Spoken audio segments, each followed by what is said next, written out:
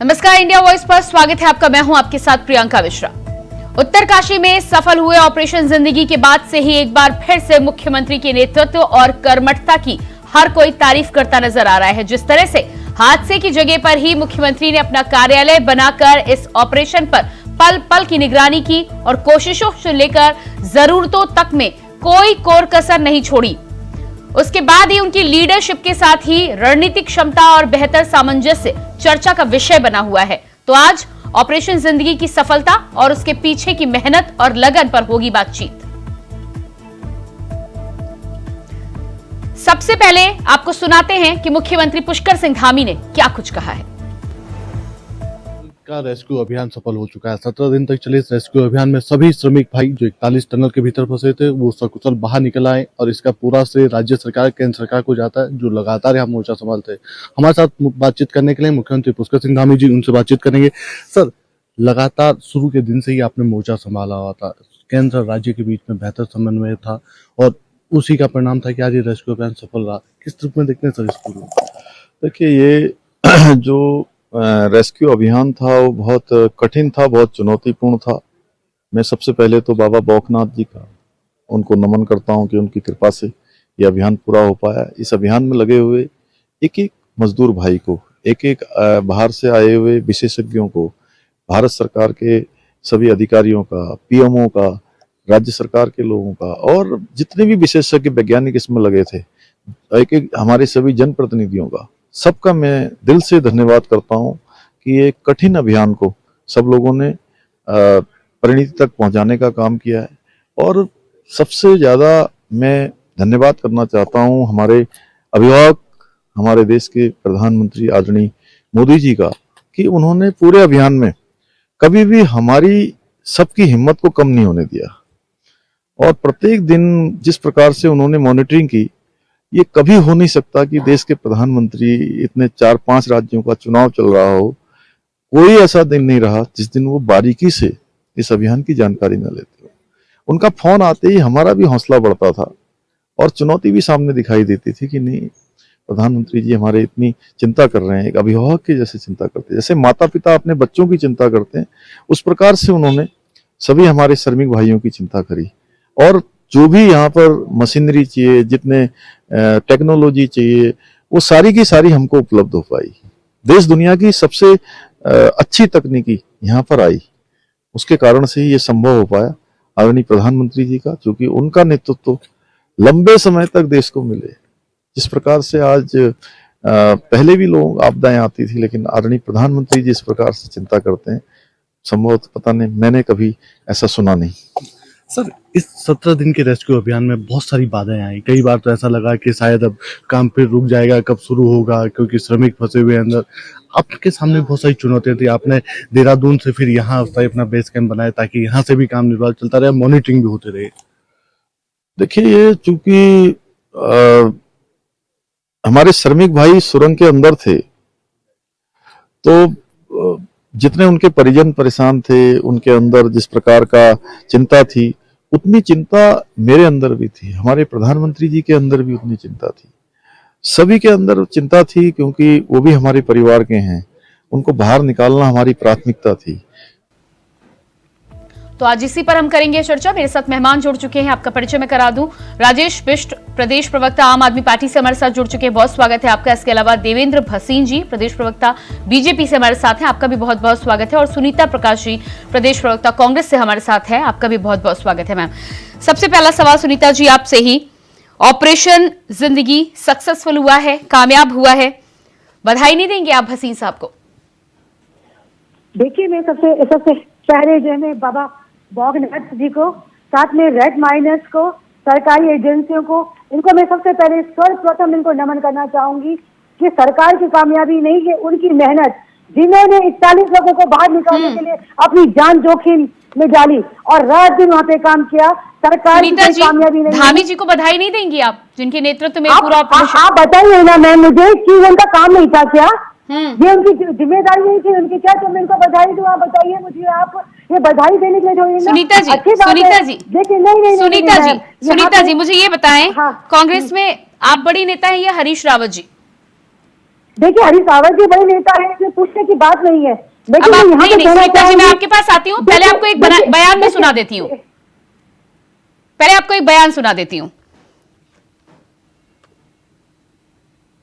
कोता दिखाई, एक तरफ चुनाव अभियान में थे, राजनीतिक कंपल्सन्स होते हैं जिनको करना पड़ता है, लेकिन दूसरी तरफ उन्होंने अभियान में भी, बचाव के अभियान में भी सिलक्यारा में किसी तरीके की शिथिलता नहीं आने दी, और जब पीक टाइम आया तो स्वयं फ्रंट से नेतृत्व करने की कोशिश की, तो ये अच्छा लगा मुझे।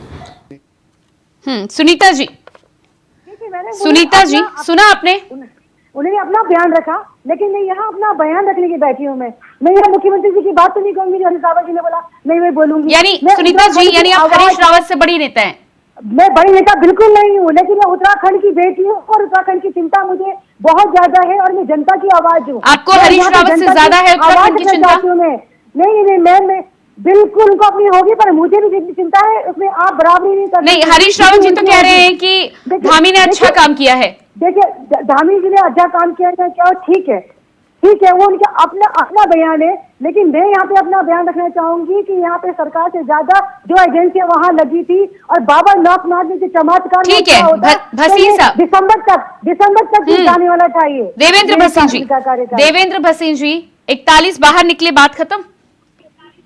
नहीं, देखिए पहली बात तो ये है कि बाबा भोगनाथ जी की कृपा से और माननीय प्रधानमंत्री श्री नरेंद्र मोदी जी और प्रदेश के माननीय मुख्यमंत्री श्री पुष्कर सिंह धामी जी के कुशल नेतृत्व में ये बहुत ही एक चुनौतीपूर्ण अभियान था, जिसको सफलता के साथ पूरा किया गया।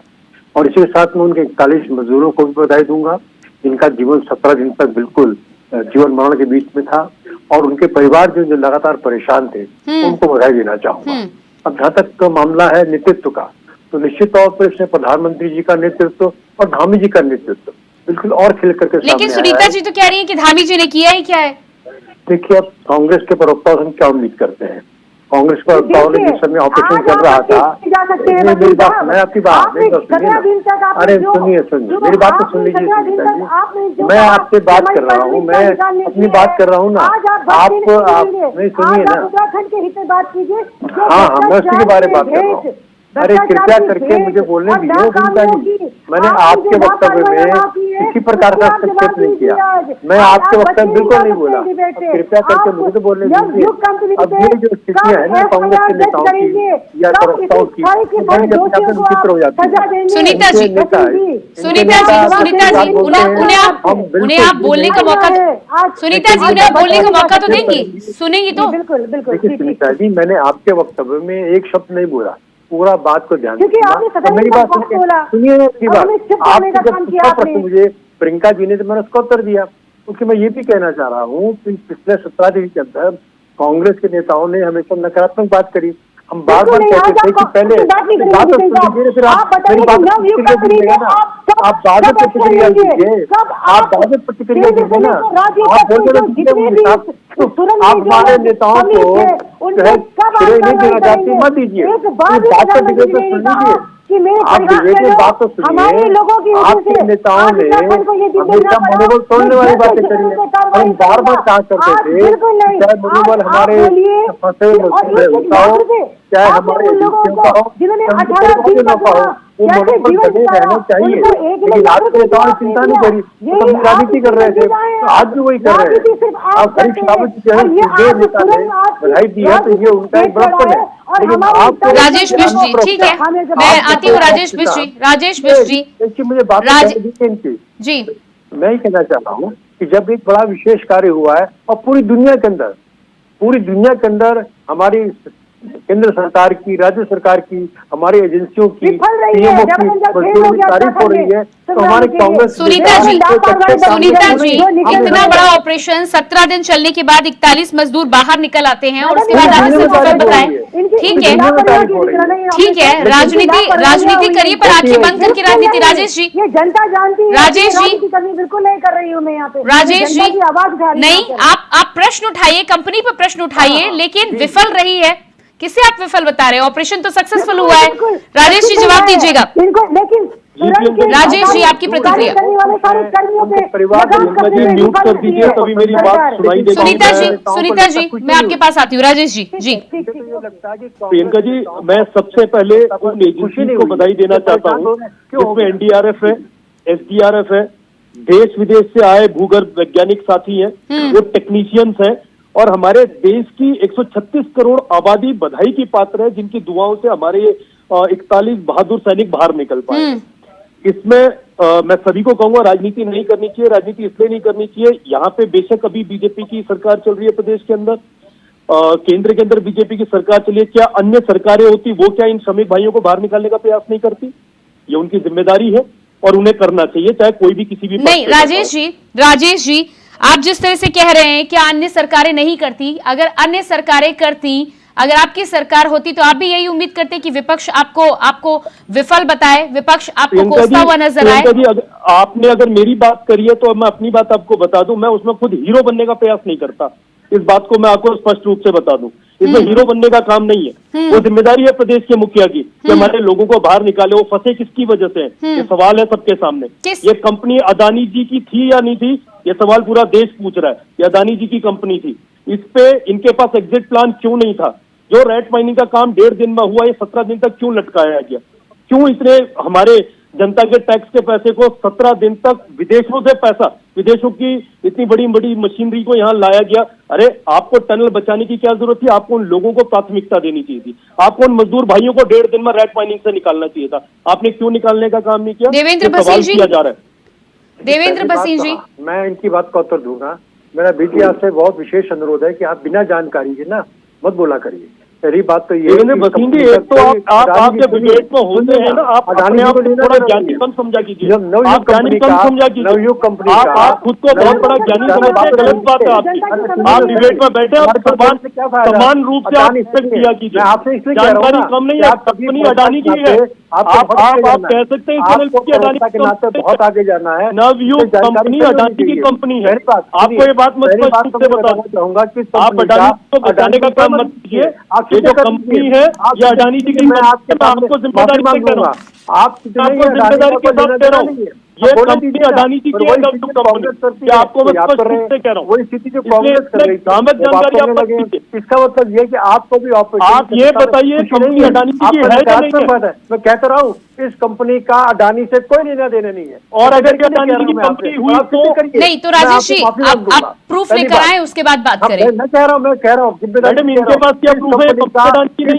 इस कंपनी का और आगे जस्टिफाई करने के सामने माफी मांग लूंगा। अब अनर्गल मत बोलिएगा जी। आपने कैसे कहा मेरे से? आपने इनसे आगे बढ़ना है तो अध्ययन करके तर्क संगाइए। एक बात के पास प्रूफ है, कहना चाहता हूँ कि अगर आज मोदी जी की तारीफ पूरी दुनिया कर रही है तो आप नहीं कर रहे तो कोई दिक्कत नहीं है, कोई परेशानी नहीं, पूरा देश कर रहा है। नहीं, वो कह रहे हैं ना, वो कह रहे हैं कि अगर आप प्रूफ लेकर आ जाएंगे तो वो माफी मांग लेंगे आपसे। तो माफी मांगने से बात खत्म हो जाती है। मैं बोलता नहीं होगी तो मैं माफी मांग रहा हूँ आपको। ये आपको इसी तरह हुआ बात पर एक चुनौती दे रहा हूँ। आप प्रियंका जी इतनी लर्नड यहाँ पे बिल्कुल एंकर है, मैं फिर कह रहा हूँ आपसे, आप अंदाजे से बताइए मुझे, क्या रेट माइनिंग का काम जो 1.5 दिन में हुआ 17 दिन पहले नहीं हो सकता था? क्या नहीं होना चाहिए था? आपकी रेट माइनिंग के प्रोसेस में जितना टाइम लगा और 17 दिन में जो इंटरनेशनल मशीनरी का टाइम लगा, आप भी इस पर बैठिए, रोज डिबेट हो रही है, आपको भी अंदाजा आ रहा होगा कि 1.5 दिन के काम को 18 दिन तक लटकाया गया। पार्टी की परेशानी और जो मैकेनिकल काम हुआ वो मैकेनिकल काम मानव द्वारा किया गया और 1.5 दिन के अंदर उसको क्लियर किया गया और हमारे 41 साथी बाहर निकले। राजेश बिष्ट जी, इस पूरे मामले में अभी तक जितनी भी अपडेट 17-18 दिनों में सामने आई है, उसमें लगातार प्लान पर काम किया जा रहा था, तमाम एक्सपर्ट बैठे थे। यदि आप ये कहें कि भारतीय जनता पार्टी प्लान बना रही थी तो माफ कीजिएगा, ये प्लान यहाँ पर एक्सपर्ट्स बना रहे थे। आपने बात गलत करी, मैंने ऐसा नहीं कहा भारतीय जनता पार्टी बना रही। आपका जो ये कहना है कि आपका जो ये कहना है कि 1.5 दिन के काम को 18 दिन खींचा गया, तो ऐसे में आप जो तमाम लोगों को शुक्रिया अदा कर रहे थे ना, धन्यवाद दे रहे थे, एनडीआरएफ एसडीआरएफ की टीमें, आर्मी, तमाम एक्सपर्ट, आप 18 दिन से क्या वो इस बात का इंतजार कर रहे थे कि कब 18 दिन बीतेंगे और उसके बाद हम रैट माइनर्स को बुलाएंगे? जब आप ये मानते हैं कि सारा काम एसडीआरएफ ने किया, सारा काम एनडीआरएफ ने किया, सारा काम टेक्नीशियंस ने किया, तो सरकार किस बात का क्रेडिट मांग रही है? सबकी यही तो पूछ रहा हूँ आपसे। प्रयास किया जब सारा काम आप मान रहे हैं कि एनडीआरएफ ने किया, एसडीआरएफ ने किया, तमाम एजेंसीज ने किया, तो सरकार क्रेडिट किस बात का मांग रही है? ठीक है राजेश जी, फिर जब दिल्ली में स्कूल बनते हैं, पंजाब में काम होता है, तो वो काम भी तो कर्मचारियों के द्वारा, विभागों के द्वारा होता है ना, तो उसका फायदा, उसका प्रमोशन फिर सरकार कैसे करते हुए नजर आती है? राजेश जी, जिसकी सरकार जिस राज्य में होती है, किस राज्य की आप बात कर रहे हैं जहां सरकारों के अंतर्गत काम होता है और क्रेडिट नहीं लेती है सरकारें? अच्छे स्कूलों को बनाना और रेस्क्यू ऑपरेशन को बराबर गिनते हैं आप? प्रियंका जी, ये 41 श्रमिकों की जान की बात को और स्कूलों को आप बराबर गिनते हैं? ठीक है, आगे मैं बढ़ूंगी क्योंकि देवेंद्र भसीन जी ये मुद्दा बहुत लंबा खींचेगा और उम्मीद हम गलत करें, लेकिन आपसे मेरा यहाँ पर ये सवाल है, तमाम मजदूरों को यहाँ पर निकाला गया है, जिस कंपनी की गलती की वजह से, लापरवाही की वजह से इतना बड़ा हादसा हुआ, उस पर अब क्या एक्शन होगा? और मजदूरों के लिए वो जो 17-18 दिन उनके परिवारों ने जो झेला है, उसके लिए उन्हें क्या कुछ दिया जाएगा? देखिए, पहली बात तो जो कंपनी की बात कही है, उसके मामले में कुछ स्टेयरिंग कमेटी पहले से काम कर रही है और वो कमेटी अपनी रिपोर्ट दाखिल करेगी और उसके बाद जो निष्कर्ष निकलेंगे निश्चित तौर पर उसके कार्रवाई की जाएगी। एक बात, जहाँ तक मजदूरों का सवाल है, तो राज्य सरकार की ओर से उनको 1 लाख रुपया माननीय मुख्यमंत्री जी ने घोषित किया है। दूसरी ओर उनके इलाज की पूरी जो खर्चा है वो राज्य सरकार ले रही है और उनके परिवार समेत घर पहुंचाने की सारी व्यवस्था राज्य सरकार ले रही है और साथ ही कंपनी से भी कहा जा रहा है कि इनको कंपनसेट किया जाए। इसके अलावा जो रेड माइनर्स थे, जिन लोगों ने बाद में फाइनल राउंड पर अपना काम दिखाया, उनके मजदूरों को प्रोत्साहित करने के लिए 50-50 हजार रुपए की अलग से प्रोत्साहन राशि जो है सुनीता जी, और तीसरी बात मैं कहना चाहूंगा कि जो कह रहे थे कि हमारे नाम अमरीकी कंपनी माननीय हाईकोर्ट के द्वारा वहाँ की जज की निगरानी में होनी चाहिए। बुराई नहीं है हमारी सरकार। वसीम जी सुन लीजिएगा जी, जो है ये हाईकोर्ट के, माननीय हाईकोर्ट के जो जज हैं उनकी निगरानी में से जांच होनी चाहिए। दूसरी बात, NHAI जो संस्था है जिसका जो पूरा कार्य बनता था इसको देखने का, उसके ऊपर कार्रवाई होनी चाहिए। किसी सेफ्टी ऑडिट नहीं हुआ, क्यों नहीं हुआ? इसके चैनल क्यों नहीं डाली है आपने? मेरे ख्याल से इसमें जितने भी इसमें लिप्त लोग हैं और एक भ्रष्टाचार मुक्त कोई ऐसी संस्था होनी चाहिए जो इन सबका जो है निरीक्षण करे, परीक्षण करे, ये सब होना चाहिए। दूसरी बात मैं आपसे कहना चाहूंगी प्रियंका जी कि मैं ये नहीं कह रही हूँ कि मैं ये नहीं चाहती कि सरकार अपनी प्रशंसा में अपनी नाकामियों को छुपा दे। ये काम बिल्कुल नहीं होना चाहिए। जहाँ नाकामियां रही है, जहाँ लापरवाही रही है, जहाँ इन लोगों ने अनदेखी की है और जो लोग इसमें लिप्त हैं, जिनकी जिम्मेदारी थी, सबके ऊपर कार्रवाई होनी चाहिए। मैं ये चाहती हूँ कि मुख्यमंत्री जी कह रहे हैं कि बड़ी वाहवाही करें, एक बार कह देते कि ये हमारे लोगों की वजह से, हमारे जो उत्तराखंड के लोगों को और दूसरे जो बाहर के लोगों को जो असुविधा हुई, जो एक साल 18 दिन तक जो लोग अपनी जिंदगी के लिए जो बात जोड़ते रहे, और जो परेशानी हुई वो हमारी कमी है। जवाब दीजिएगा। ऑपरेशन सक्सेसफुल हुआ है, वो अच्छी बात है, लेकिन पहली प्रायोरिटी मजदूरों को बाहर निकालना था, लेकिन उसके बाद जिसकी लापरवाही से इतना बड़ा हादसा हुआ है उस पर भी कुछ बात सामने आनी चाहिए थी। निश्चित तौर पर आएगी प्रियंका जी। कल मुख्यमंत्री जी ने इस बात का संकेत किया कि सारी समीक्षा की जाएगी, एक बात। और दूसरी बात, अगर आपने माननीय प्रधानमंत्री जी और मजदूरों की बात सुनी होगी तो कितने प्रशंसा कर रहे थे हमारे जो फंसे मजदूर थे, वो प्रधानमंत्री जी की प्रशंसा कर रहे थे, वो मुख्यमंत्री जी की प्रशंसा कर रहे थे, जनरल वीके सिंह की प्रशंसा कर रहे थे। देवेंद्र भसीन जी, 17 दिनों से जो अंदर सुरंग में फंसा हुआ हो वो बाहर निकल आएगा तो प्रशंसा ही करेगा। नहीं, अगर उनको राजेश बिष्ट होती तो कहते प्रधानमंत्री थे, क्योंकि प्रधानमंत्री पर सबका विश्वास है। उन्होंने कहा कि जब आप विदेशों से लोगों को ला सकते हैं तो हम तो देश में ही थे, विश्वास है देश की जनता का। अब कांग्रेस के नेताओं को, ठीक है राजेश बिष्ट जी, पार्टी के नेताओं को राजेश बिष्ट जी, जनता का विश्वास नहीं है, प्रियंका जी, हम क्या कर सकते हैं? जनता करते हैं तो जनता का विश्वास। जी बिल्कुल प्रियंका जी, अडानी ग्रुप का नाम तब सामने आया जब यह पता चला कि अडानी एंटरप्राइजेस और नवयुग इंजीनियरिंग कंपनी 15 मई 2020 को 74 और 26 के अनुपात में विजयवाड़ा बाईपास प्रोजेक्ट नाम से एक नई कंपनी बनाई थी। आज तक की खबर है, ये मेरी बनाई हुई खबर नहीं है। तो भसीन साहब से मैं निवेदन करूंगा कि वो सामूहिक रूप से माफी जरूर मांग ले, क्योंकि ये जिम्मेदारी भरा जवाब था। आज तक की कंपनी में विजयवाड़ा में प्रोजेक्ट चालू कर रहे 74 और 26 का, ये 74 और 26%। देखिए, ये गलत बात मत बोलिए, गलत बात मत बोलिए भसीन साहब, गलत बात मत बोलिए भसीन साहब। आप वरिष्ठ प्रवक्ता है बीजेपी के, आपको मानना पड़ेगा अडानी ग्रुप की कंपनी है। मैं कह रहा हूँ अडानी की आप बात करते हैं, गौतम अडानी उनकी ये कंपनी नहीं है। मैं फिर कह रहा हूँ आप कौन सी खबर की बात कर रहे हैं, कोई जानकारी नहीं है। आप मुझे भेजिए, मैं देखता हूँ। लेकिन अडानी स्वयं इसका खंडन कर चुके हैं, झूठ कंपनी से उनका कोई नहीं देता बात। बात क्या रहा है लेके दिखा रहे हैं, तो मैं माफी मांग लूंगा आपसे।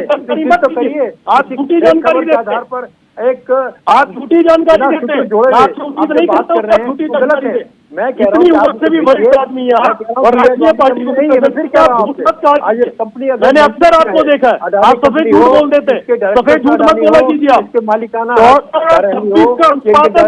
ठीक है राजेश जी ठीक है, कंपनी पर कार्रवाई की तो अब बात होगी और जांच भी होगी और जांच में सब कुछ साफ निकलकर सामने आ जाएगा। लेकिन एक बात बताइए, मुख्यमंत्री की बात आप कर रहे हैं कि उन्होंने कुछ नहीं किया, उन्होंने तो अपना कैंप कार्यालय बना लिया। आपके नेता क्यों नहीं पहुंचे वहां तक? आपको कैंप करने से तो रोका नहीं गया था ना? राजेश जी, कितने नेता पहुंचे थे, कितने नेता पहुंचे थे टनल के पास में? आप मुझे एक बात बताइए, 12 तारीख को नवंबर में, जिस दिन पूरा देश दीपावली मना रहा था, हमारे 41 मजदूर श्रमिक वहां काम कर रहे थे।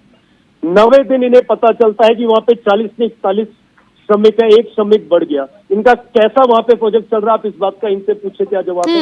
इस 9 दिनों के बीच में मुख्यमंत्री जी लगातार मध्य प्रदेश और राजस्थान के चुनाव एक दिन के लिए गए। ठीक है राजेश जी, दूसरे दिन से ऑक्सीजन पानी सप्लाई होने लगा था।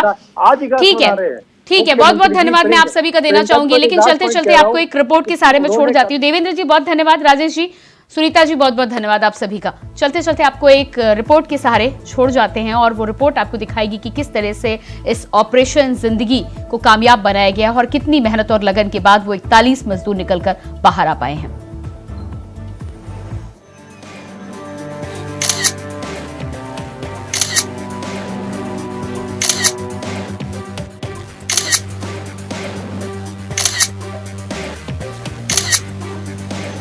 उत्तरकाशी के सिलक्यारा में सुरंग हादसे में श्रमिकों को 17 दिन के बाद सकुशल निकलवा देने के बाद मुख्यमंत्री पुष्कर सिंह धामी एक बार फिर से पुष्प बनकर उभरे हैं। इस अभियान में उनकी सूझबूझ, केंद्र से बेहतर तालमेल, अधिकारियों से लगातार संपर्क ने ये साबित कर दिया कि धामी कुशल राजनेता के साथ बेहतर रणनीतिकार भी हैं, जो जानते हैं कि बड़ी से बड़ी चुनौती से कैसे पार पाया जा सकता है। इस हादसे का पता चलते ही मुख्यमंत्री अपनी अधिकारियों की मीटिंग बुलाते थे और तत्काल रेस्क्यू के निर्देश देते थे। मुख्यमंत्री धामी पीएमओ से लेकर तमाम मंत्रालयों के साथ पूरे संपर्क में थे। चुनावों में व्यस्तता के बावजूद प्रधानमंत्री मोदी इस घटना को गंभीरता से ले रहे थे और पीएमओ को इस घटना को टॉप मोस्ट प्रायोरिटी पर लेने को कहा गया था। मुख्यमंत्री धामी मौके पर पहुंचकर परिस्थितियों का खुद जायजा लेते, थोड़ा चिंतित दिखते, मगर उन्हें आभास था कि मौके पर हौसला अफजाई और बेहतर कोऑर्डिनेशन की जरूरत सब